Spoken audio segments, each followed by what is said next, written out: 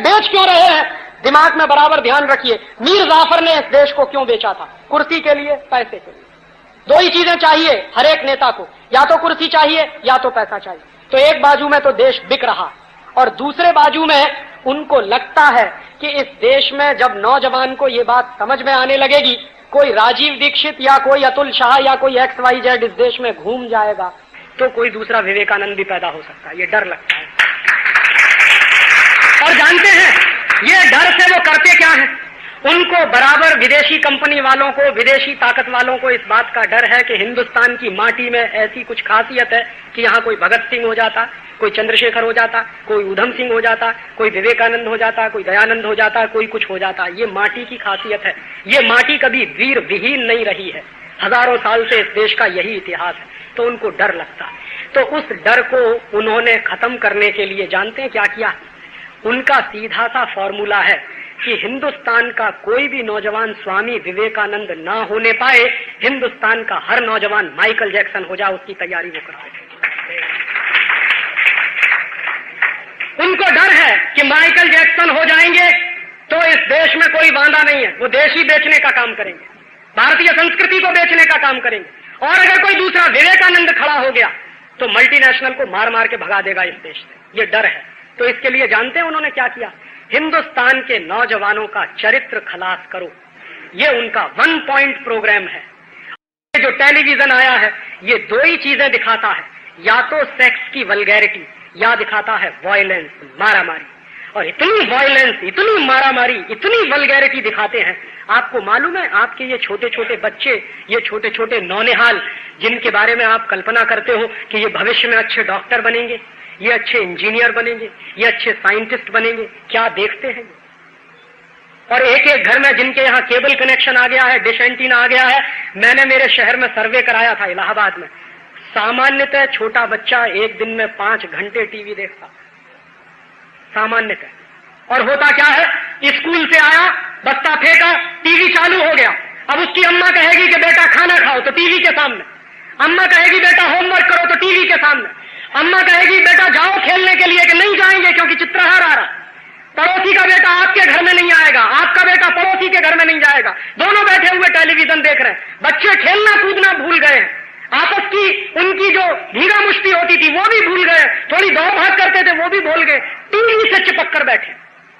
और ये टीवी का आकर्षण कितना जबरदस्त होता है। बच्चों को छोड़ दीजिए, बड़ों की बात कर रहा हूं कि एक बार अगर चालू हो जाए और आपको दिख रहा है कि ये दृश्य हमको बराबर अच्छा नहीं लगता है, आपकी हिम्मत नहीं होती कि उठ के उसको बंद कर दें। इतने गुलाम हो जाते हैं। ये टेलीविजन का जो आक्रमण है वो इतना जबरदस्त होता है कि अच्छे खासे विवेक वाले व्यक्ति, अच्छे खासे तर्क शक्ति रखने वाले व्यक्ति बराबर देखते हैं कि जो कुछ देख रहे हैं वो ठीक नहीं है, लेकिन इतनी हिम्मत नहीं होती कि उठ के उसको बंद कर दें। इतने गुलाम हो जाते हैं, इतना जबरदस्त आक्रमण होता है।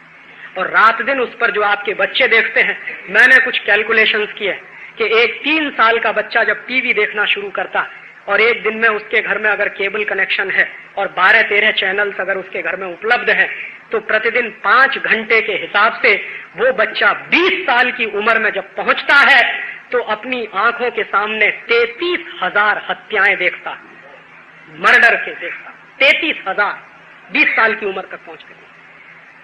और लगभग 72,000 टाइम्स वो बच्चा रेप केसेस देखता है या मोलेस्टेशन के केसेस देखता है। आप सोचो जरा एक गंभीर बात जो मैं आपसे कह रहा हूं कि महात्मा गांधी नाम का एक छोटा सा बच्चा हरिश्चंद्र का नाटक देखने के बाद सत्यवादी हो गया। तो हरिश्चंद्र का नाटक उस बच्चे के दिमाग पर इतना गहरा असर करता है कि जिंदगी भर सत्य और अहिंसा की बात करने वाला हो गया। तो जो बच्चे 30,000 बार मर्डर देख रहे हैं, 70-72 हजार बार रेप केसेस देख रहे हैं, वो क्या बनने वाले हैं? आप उम्मीद करोगे कि हमारा बच्चा बड़ा साइंटिस्ट बनेगा, इंजीनियर बनेगा। मैं आज आपको लिख कर दे सकता हूं कि आपका बच्चा हो सकता है गली का डॉन बने, माफिया बने। और यही बालक जो रात दिन टेलीविजन पे वल्गैरिटी देखेगा, ऑब्स्सीनिटी देखेगा, तो आप देखोगे कि उम्र के एक दौर में पहुंचकर सड़क के किनारे खड़े हो जाएगा। कोई भी बहन जाएगी तो सीटी बजाएगा या टॉन्ट कसेगा या फिकरा कसेगा। आप जरा पूछिए अपने अपने दिल से कि ये लोग कहां से पैदा हो रहे हैं जो हमारी बहन बेटियों को सड़क चलते छेड़ते हैं, कहां से आते हैं, कौन है ये लोग? और इतनी हैवानियत और इतने राक्षसीपन वाले व्यक्ति जो 5 साल की बच्ची को नहीं छोड़ते, 10 साल की बच्ची को नहीं छोड़ते, 15 साल की बच्चियों को नहीं छोड़ते, कहां से आते हैं? कौन सिखाता है उनको? किसी स्कूल में पढ़ाया जाता है? आप मुझे बताइए, हिंदुस्तान के किसी स्कूल के सिलेबस में यह पढ़ाया जाता है? किसी बच्चे को जरा ये बताइए, या हिंदुस्तान की सिलेबस की किसी किताब में यह पढ़ाया जाता है? ये बताइए। किसी स्कूल में नहीं पढ़ाया जाता, घर में कोई सिखाता नहीं है उनको, उसके बावजूद ये सीखने वाले लोग कहां से आ जाते हैं? 2 ही कारण है, या तो टेलीविजन या तो सिनेमा। और इस सिनेमा और टेलीविजन का असर क्या होता है मैं आपको शेयर कर सकता हूं। मैं अक्सर छोटे छोटे बच्चों से बात करता हूं। एक बार मेरे एक मित्र हैं, अहमदाबाद में रहते हैं, उनका 3 साल का बच्चा, उससे मैंने पूछा कि बताओ तुम्हारा हीरो कौन है? कहने लगा संजय दत्त। तो मैंने कहा क्यों? भगत सिंह नहीं है कि नहीं है? चंद्रशेखर नहीं है कि नहीं है? स्वामी विवेकानंद नहीं है? नहीं है। इनमें से कोई मेरा हीरो नहीं है, मेरा हीरो है संजय दत्त। मैंने कहा क्यों है तुम्हारा हीरो संजय दत्त? कहने लगा राजीव अंकल, वो 25 मंजिल की इमारत से जब कूदता तो उसको कभी चोट नहीं आती, उसके कपड़े भी नहीं फटते कभी। और वो जो संजय दत्त नाम का आदमी है, जब मोटरसाइकिल लेके चलता है तो दीवार तोड़ के निकल जाता। मोटरसाइकिल नहीं टूटती, संजय दत्त का सिर नहीं टूटता, दीवार टूट जाती। फिर कहने लगा अंकल, वो इतना ताकतवर है कि एक विलेन को घूसा मारे तो विलेन धराशायी हो जाता। तो उस बच्चे से मैंने पूछा कि भाई तुम्हारा हीरो अगर इतना ताकतवर है तो 2 साल तक बंबई की आर्थर रोड जेल में बंद क्यों था? जो दीवार तोड़ के निकल आता है, 25 मंजिल इमारत कूद सकता है, वो बंबई की आर्थर रोड की दीवार नहीं तोड़ पाया। तो जानते हैं उस बच्चे ने बहुत गंभीरता से मुझे जवाब दिया, तो क्या ये सब झूठ होता है? मैंने कहा और क्या सच होता है?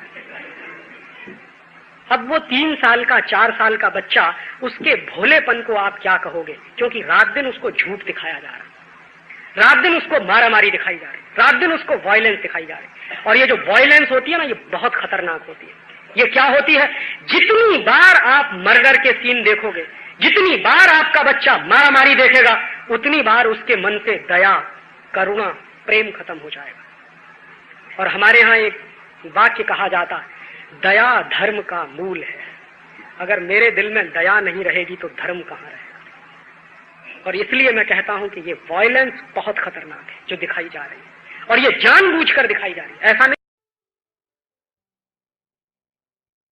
ये उनका 1 पॉइंट प्रोग्राम है, और इस 1 पॉइंट प्रोग्राम के लिए वो जी टीवी लेकर आए हैं, CNN लेकर आए हैं, स्टार टीवी लेकर आए हैं, प्राइम स्टार आया है, प्लस 21 आ गया है, वगैरह वगैरह 14-15 टेलीविजन चैनल इस देश में है। और रात दिन उन सारे टेलीविजन चैनलों पर जो कुछ दिखाया जाता है वो मनोरंजन नहीं है, वो मेरे और आपके चरित्र को बर्बाद कर देने का एक साधन है। और जिसके भी घर में घुसो, पूछो कि भाई क्या करते हो, तो कहते राजीव भाई दिन भर काम करते हैं, थक जाते हैं, तो कुछ तो मनोरंजन चाहिए। तो ठीक है मनोरंजन करो। तो क्या करते हैं मनोरंजन? छोटे छोटे बच्चे बैठे हैं, उनके साथ उनके मम्मी पापा बैठे हैं, उनके साथ उनके दादा दादी बैठे हैं, उनके साथ उनके नाना नानी बैठे हैं, 3-3 पीढ़ियां एक साथ बैठी है। और टेलीविजन पे क्या चल रहा?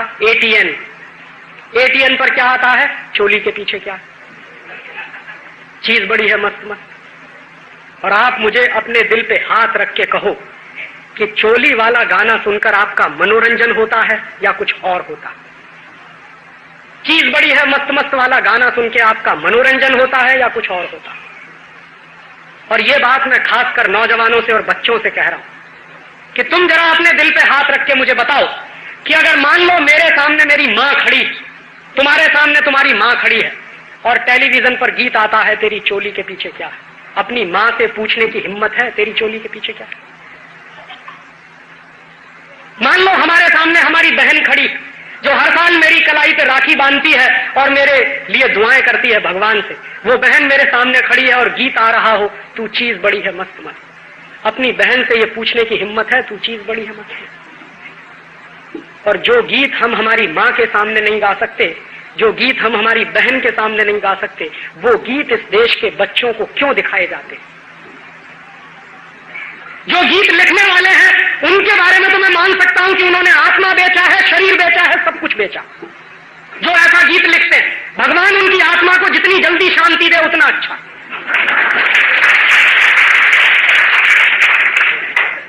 लेकिन उससे ज्यादा जो मुझे दूसरा गुस्सा आता है कि घर घर में जहां अभी भी भारतीय संस्कृति की बातें कही जाती हैं, जिस देश में मुझे बचपन से यह सिखाया गया यत्र नार्यस्तु पूज्यन्ते रमन्ते तत्र देवता, अभी उसी देश में मुझे कोई कहता है तू चीज बड़ी है मत मत। अभी उसी देश में कोई कहता है मुझे कि चोली के पीछे क्या। और इस देश में संस्कृति का कबाड़ा हो गया है। जब मैं देश के नौजवानों को ये गाते हुए सुनता हूं, मेरा दिल तो ये कहता है कि इस देश के नौजवानों को गाना चाहिए मेरा रंग दे बसंती चोला, लेकिन गा रहे हैं चोली के पीछे क्या है। ये संस्कृति का नाश हो रहा है, ये मनोरंजन नहीं हो रहा। और ये घर घर में आग लग रही है, सुलग रही है, अभी लगी नहीं है। जिस दिन घर घर में आग लगना शुरू हो जाएगी, आपसे देखा नहीं जाएगा कि आपके बच्चे क्या कर रहे हैं।